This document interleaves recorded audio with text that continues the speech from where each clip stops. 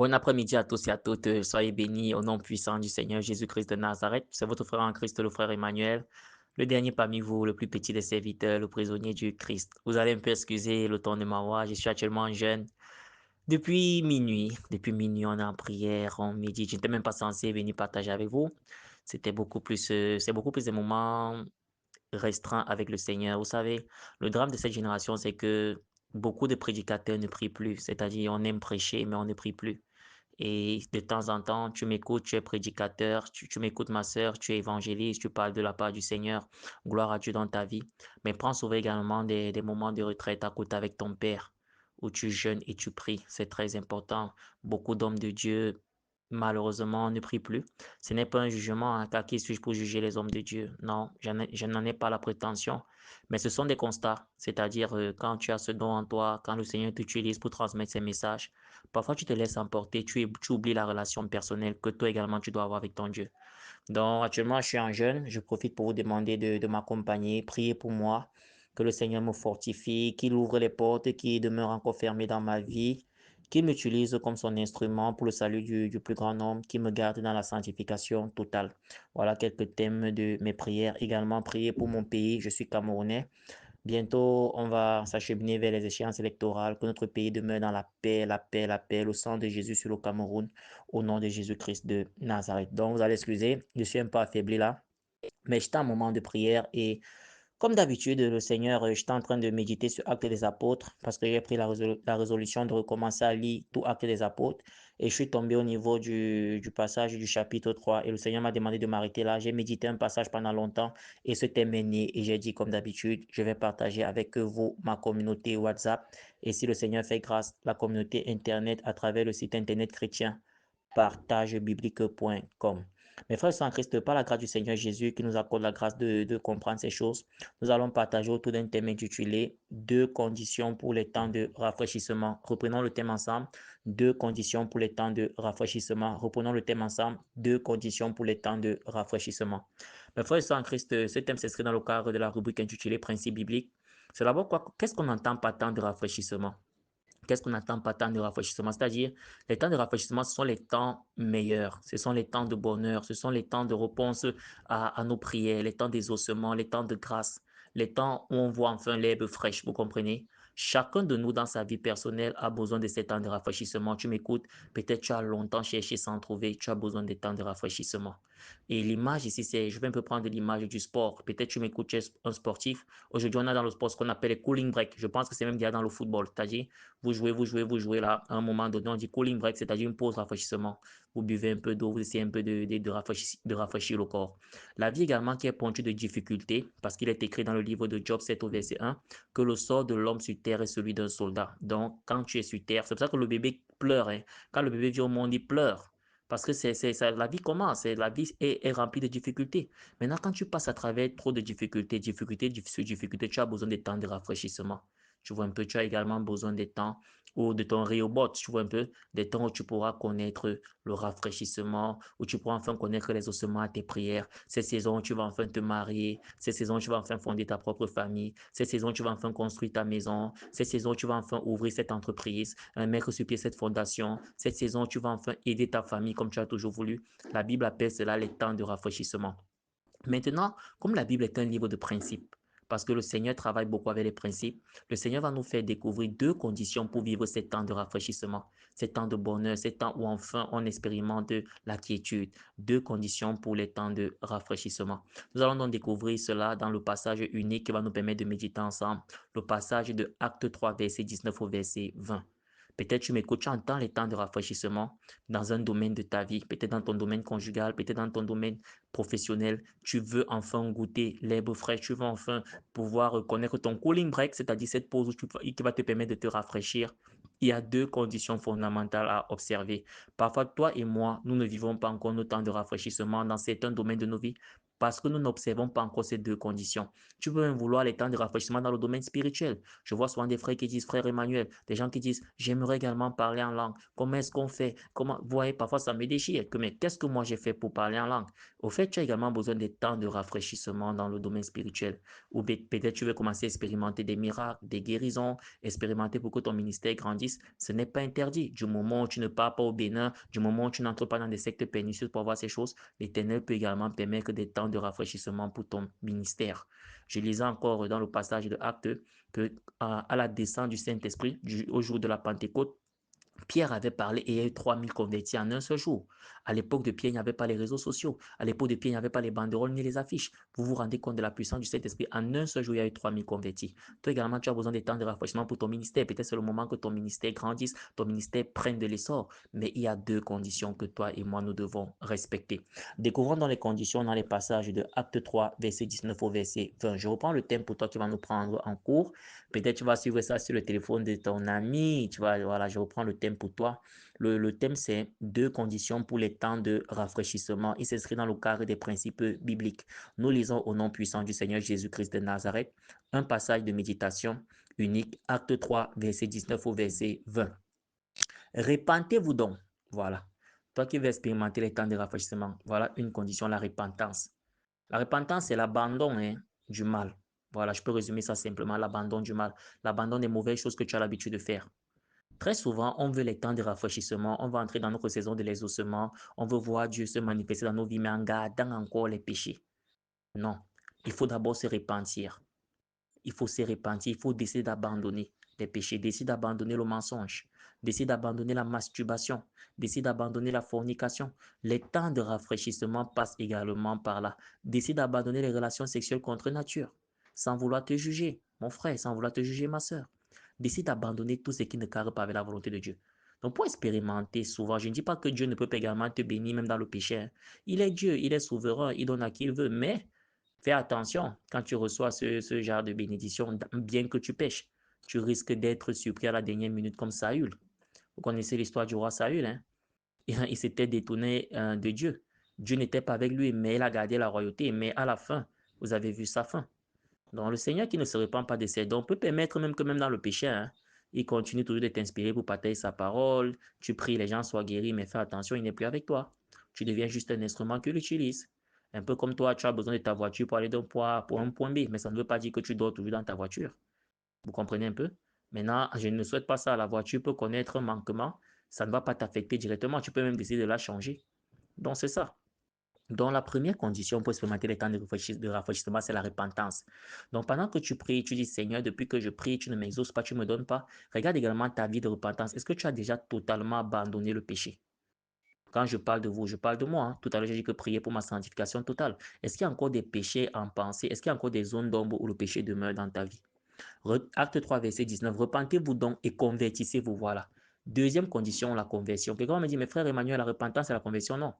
La repentance, c'est la décision que tu prends d'abandonner. Maintenant, la conversion, c'est l'abandon de manière pratique. Waouh, ça peut être compliqué. Repentance, décision que tu prends d'abandonner le mal que tu faisais. Maintenant, la conversion, c'est l'abandon de manière pratique. Pourquoi? Parce que très souvent, beaucoup d'entre nous, moi-même le premier, si, on se limite souvent à la repentance, c'est-à-dire tu te limites à informer Dieu. Tu viens pleurer devant Dieu, oui Seigneur, j'ai vu la pornographie, je ne veux plus. Oui Seigneur, j'ai menti. Oui Seigneur, j'ai été méchant. Ça, c'est bien. Je décide d'abandonner. Ça, c'est bien. Repentance.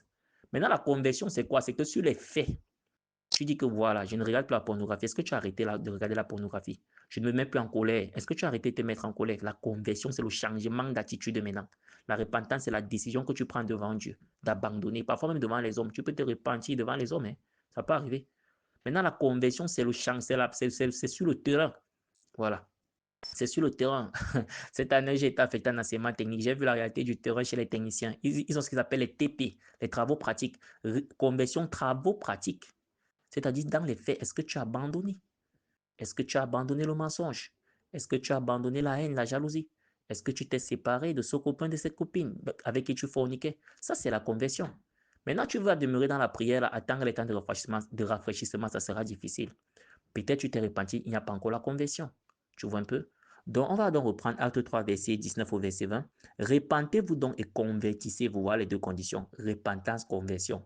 Repentez-vous donc et convertissez-vous pour que vos péchés soient effacés. Maintenant qu'on dit convertissez-vous, on vient de voir que la conversion, c'est-à-dire c'est l'abandon du péché de manière pratique. Maintenant, comme je vous le dis toujours, de nous-mêmes, nous ne pouvons pas abandonner le péché parce que le péché est substantiellement à nous, consubstantiellement à nous de par la chair. Maintenant, qu'est-ce qu'il faut faire pour expérimenter la conversion? Il faut accepter Jésus. On revient à cela. Accepte Jésus-Christ dans ta vie. C'est Jésus-Christ en toi qui va te permettre de te convertir. Car il va venir habiter en toi, dans tes pensées, dans ton esprit, dans ton âme, dans ton corps. Tu vas abandonner naturellement le péché. De toi-même, tu ne peux pas. Il faut donc recevoir Jésus-Christ de Nazareth. Acte 3, verset 19 au verset 20. Voilà, je force, je suis affaibli depuis minuit, je suis dans la prière. Repentez-vous donc et convertissez-vous dans le jeûne également. Repentez-vous donc et convertissez-vous pour que vos péchés soient effacés. Voilà, donc quelle est la conséquence quand tu observes les deux conditions, repentance, conversion, les péchés sont effacés. Maintenant, si les péchés sont effacés, c'est facile pour toi d'entrer dans ta saison. La Bible va donc dire dans le livre d'Ésaïe 59, verset 1 au verset 2, que la main de l'Éternel n'est pas trop courte pour sauver, ni son oreille très dure pour entendre, mais ce sont vos péchés qui vous cachent sa face. Ce sont vos crimes qui l'empêchent de vous écouter. Là, je ne suis pas en train de paraphraser. Hein. Donc, ce sont tes péchés, ce sont nos péchés là qui empêchent parfois l'Éternel de nous exaucer comme nous voulons, qui nous empêchent nous-mêmes. Donc, nous-mêmes, nous sommes nos propres frères. Ce n'est pas toujours les démons. Parfois, c'est le fait que tu n'as pas abandonné ce péché. Parfois, c'est le fait que tu ne t'es pas toujours converti. Pourquoi? Parce que quand tu te répands, et quand tu te convertis, tes péchés sont effacés. C'est pas le frère Emmanuel qui le dit. Lisons Acte 3, verset 19. Repentez-vous donc et convertissez-vous pour que vos péchés soient effacés. Là, ça revient à un débat que j'avais dernièrement sur Facebook avec des personnes qui pointaient du doigt des sexualités amorales, que telle sexualité est une abomination, l'homosexualité, le lesbianisme c'est une abomination. Quand tu l'as fait, Dieu ne peut plus jamais te pardonner. Non.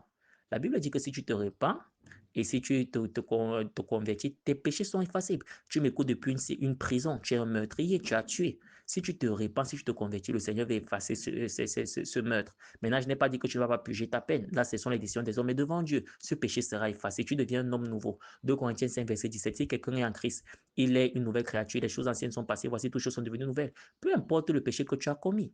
En dehors du blasphème du Saint-Esprit, qui est malheureusement le péché qui n'est pas pardonnable. Mais en tous les autres péchés-là, du moment où tu te répands, tu te convertis, tes péchés sont effacés. Tu recommences à zéro. Tu recommences à zéro. Mon frère, ma soeur, peu importe ta sexualité, peu importe le désordre sexuel que tu as eu à commettre, tu recommences à zéro, tes péchés sont effacés. On poursuit donc avec le verset 20. Afin que des temps de rafraîchissement viennent de la part du Seigneur. Voilà, deux conditions pour les temps de rafraîchissement. Afin que des temps de rafraîchissement viennent de la part du Seigneur. Tu vas donc connaître que des temps de rafraîchissement de la part du Seigneur. Beaucoup de serviteurs de Dieu ont expérimenté cela. Je vous invite à aller suivre sur YouTube le pasteur Yanis Gauthier. Voilà, vous allez suivre son histoire. C'était un braqueur. Il braquait les banques, il était dans la délinquance. Du moment où il a abandonné, il s'est converti, il a expérimenté les temps de rafraîchissement. Il a enfin pu fonder sa famille en étant proche de sa femme. Il a fait beaucoup de bonnes choses. Allez suivre le témoignage du pasteur Yanis Gauthier sur YouTube. C'est un exemple des temps de rafraîchissement qui vient de la part du Seigneur. Il est quitté de la prison à l'évangile. Aujourd'hui, c'est quelqu'un que le Seigneur utilise pleinement dans les aumôneries. L'Éternel l'utilise puissamment dans les prisons pour annoncer l'évangile. Donc, les temps de rafraîchissement viendront de la part du Seigneur. Mon frère, ma soeur, tu pourras enfin décoller dans le ministère. Peut-être tu m'écoutes dans le ministère, mais tu gardes encore certains péchés. Abandonne-les, convertis-les. Convertis-toi. Ma soeur, tu as attendu ce mariage pendant longtemps. Peut-être le Seigneur voit que non, tu ne peux pas encore entrer dans le mariage avec ce caractère. Mon frère, toi-même qui m'écoutes, tu attends cette femme depuis longtemps. Le Seigneur voit que tu as encore en toi la convoitise des yeux. C'est le moment de te convertir. C'est le moment d'abandonner le péché. Et tout cela sera effacé et tu vas entrer dans les temps de rafraîchissement de la part du Seigneur. On poursuit. Afin que, nous sommes dans le verset 20, afin que des temps de rafraîchissement viennent de la part du Seigneur et qu'il envoie celui qui vous a été destiné, Jésus-Christ. Voilà. Jésus-Christ, c'est quoi? C'est le Sauveur. Et qu'il envoie celui qui nous a été destiné, Jésus-Christ, le Sauveur. Mes frères et sœurs en Christ, pour situer ce texte, ici, là, l'apôtre s'adresse ponctuellement aux Israéliens, au peuple d'Israël. Mais la bonne nouvelle, c'est que selon Galates 3, verset 28, il n'y a plus ni grec, ni juif, ni esclave, ni libre. Il n'y a plus ni juif, comme on vient de voir. Donc, il n'y a plus Israël. En Jésus-Christ, nous sommes tous un. Dont les promesses de la Bible te concernent également. Ne dis pas que ça s'adresse à Israël. Galates 3, verset 28, il n'y a plus ni grec, ni juif, ni esclave, ni libre. Nous sommes tous un en Jésus. Donc, si tu te repens, c'est-à-dire que tu décides d'abandonner tes mauvaises voies, si tu te convertis, c'est-à-dire de manière pratique, tu changes de manière de vivre. C'est ça la vie en Christ. Changement d'attitude. Maintenant, changement d'attitude en acceptant Jésus parce que de toi-même, tu ne peux pas. Ma soeur, tu mets la prostitution là de côté. Arrête de dire que c'est ça qui me permet de nourrir mes enfants. Non, tu mets cela de côté. Tu verras que tes péchés seront effacés et les temps de rafraîchissement viendront de la part du Seigneur. Enfin, tu auras un emploi décent. Donc, Dieu va ouvrir les portes. Dieu sait comment il va t'aider à te nourrir. Tu vois un peu? Et tu vas recevoir celui qui t'était destiné, Jésus-Christ. Maintenant, quand tu as Jésus-Christ, tu as tout, puisque tu as le Sauveur. Tu as la solution de tout. Il se présente comme je suis dans la Bible. Il va donc dire dans le livre de Jean, je parle Jean 8, 63 si je me trompe. Jean 8, c'est pas 58, hein, on ira encore vérifier ça. Avant qu'Abraham ne fût je suis, c'est je suis. C'est comme ça qu'il s'est présenté à Moïse, je suis. Il est ton argent, il est ta promotion, il est ta santé, je suis, il est tout. Jésus est je suis. Je suis à tout en lui. Mais il y a deux conditions si tu veux expérimenter les temps de rafraîchissement. Ces temps de bonheur, ces temps d'apaisement, ces temps de quiétude. Il faut que tu te répandes, que tu décides d'abandonner tes mauvaises voies. Il faut que tu te convertisses en acceptant Jésus-Christ pour vivre de manière pratique la vie de Dieu. Mes frères et sœurs, j'espère que ce partage vous a béni. Voilà, vous allez pardonner la voix, comme je vous ai dit. On est en jeûne et en prière. Accompagnez le frère Emmanuel, priez pour que mes portes s'ouvrent, que les portes que le Seigneur a placées dans ma vie s'ouvrent, pour que je sois un instrument puissant pour la gloire de Jésus, parce que moi-même je ne suis rien, pour la sainte gloire de Jésus, dans le cadre du ministère. Priez également pour le frère Emmanuel, afin que tout ce qu'il désire dans son cœur de manière positive, que le Seigneur le lui accorde en cette saison. Mes frères et sœurs en Christ, j'espère que ce partage vous a béni. Deux conditions pour les temps de rafraîchissement. Nous allons donc terminer par la prière. Père éternel, sois béni, sois élevé. Seigneur, merci pour ce partage intitulé Deux conditions pour les temps de rafraîchissement. Papa, tu nous permets de comprendre que pour expérimenter ces temps de rafraîchissement de la part du Seigneur, nous devons nous repentir, c'est-à-dire prendre la décision d'abandonner nos mauvaises voies. Nous devons également nous convertir, c'est-à-dire marcher dans une nouveauté de vie. Papa, de nous-mêmes, c'est compliqué. Nous implorons dans la grâce du Seigneur Jésus-Christ de Nazareth. Nous demandons au Seigneur Jésus de venir dans nos vies, afin de nous accorder la grâce de vivre le miracle de la repentance et de la conversion, afin que nous puissions expérimenter nos temps de rafraîchissement de la part du Seigneur. C'est au nom puissant du Seigneur Jésus-Christ de Nazareth que nous avons prié. Amen. Shalom, shalom. Jésus-Christ est Seigneur. Partage ce message pour bénir quelqu'un ou quelqu'une. Béni sois-tu l'Elohim. Béni sois-tu l'Éternel des armées. Au nom de Jésus-Christ, nous avons prié et partagé. Amen.